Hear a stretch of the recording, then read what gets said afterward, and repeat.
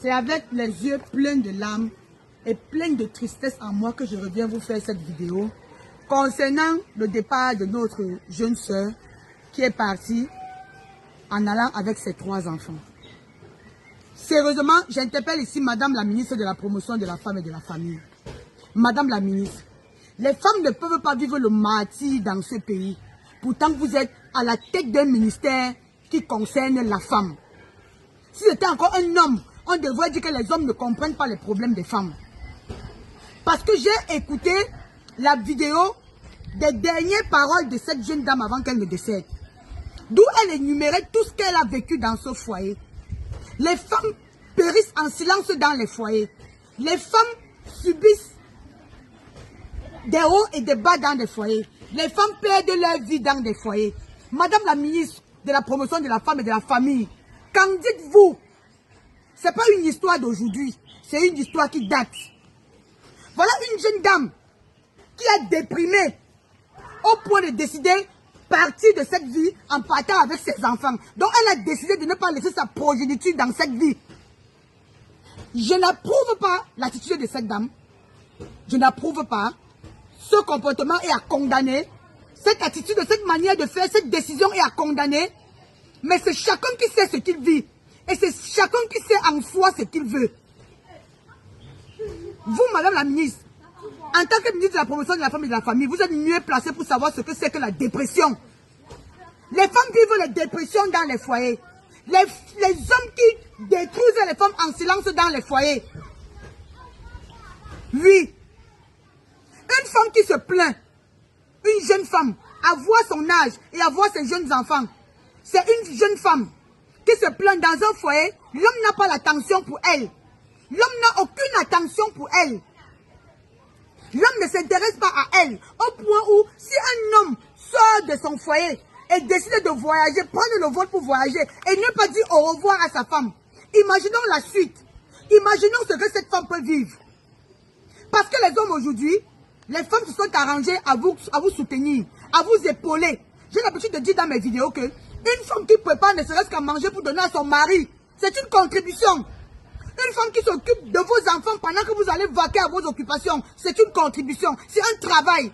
Et elle a besoin du respect. Elle a besoin d'être soutenue. Elle a besoin d'être aimée, d'être choyée. Quand une femme est dans un foyer, elle ne connaît plus ce que c'est que l'amour. Elle ne connaît plus ce que c'est que le respect, la considération, la présence de son homme. Elle se sent indifférente.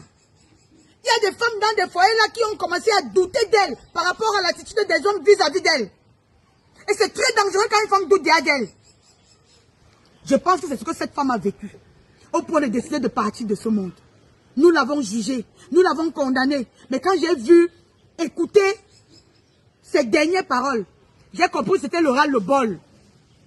J'ai compris que nous femmes, tellement nous sommes rancunières, que cette femme s'est dit, d'accord, j'étais aimée, j'étais épousée, j'étais donné des enfants, mais si c'est ce que tu as réservé pour moi, je préfère partir avec mes enfants.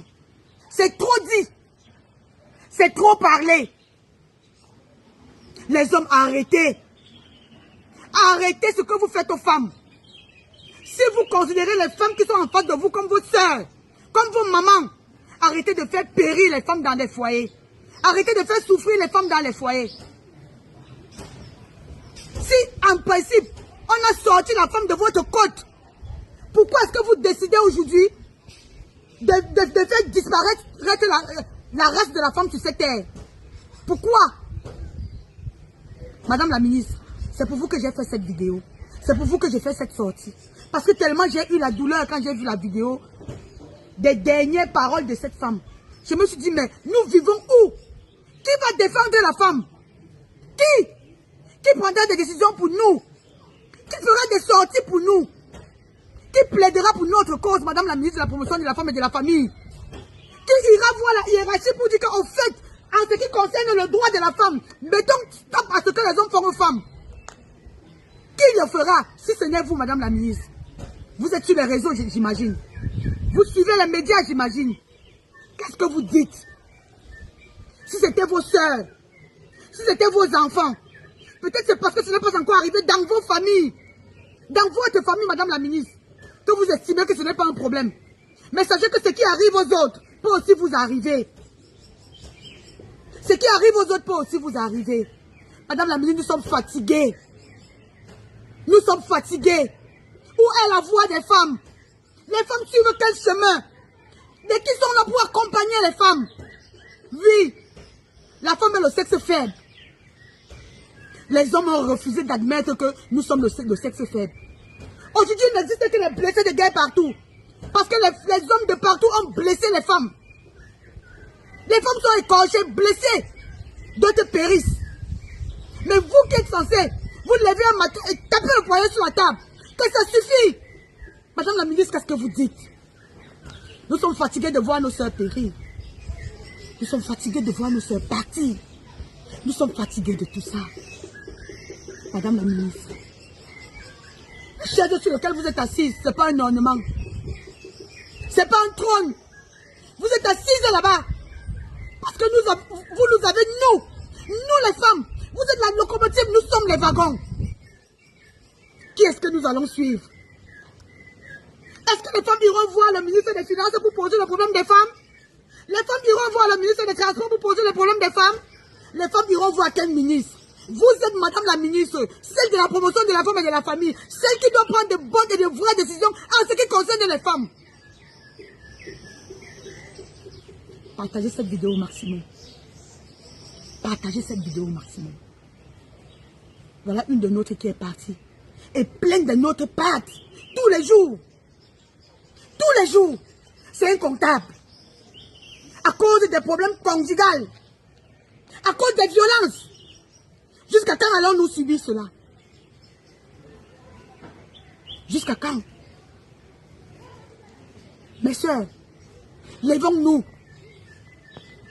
Levons-nous. Une pour toutes, toutes pour une. Ensemble, disons stop aux violences faites aux femmes. Ne restez plus périr dans des foyers. Si vous vous sentez mal dans un foyer, il faut partir. C'est encore mieux que vos enfants vous savent vivant quelque part que sous terre. Je ne cautionne pas le divorce. Je ne cautionne pas les séparations. Mais je condamne toutes les femmes qui meurent en silence. D'autres n'osent même pas parler. D'autres n'osent même pas lever le pouce pour réclamer. D'autres n'osent même pas le pouce pour s'exprimer. Si nous n'avons pas une ministre, ou c'est un ministre, les mots me manquent même, pour nous guider, pour nous orienter. Les femmes, soyons unanimes. Soyons unanimes. Ensemble, allons pallier ce fléau qui nous mine tous les jours dans notre société. J'ai tellement de choses à dire. Mais je préfère m'arrêter là. Partagez cette vidéo au maximum. Que madame la ministre de la promotion de la femme et de la famille reçoive cette vidéo. Faites un maximum de partage. Beaucoup de courage à celles qui souffrent en silence dans les foyers et qui n'osent pas parler. Mais il est temps de vous réveiller.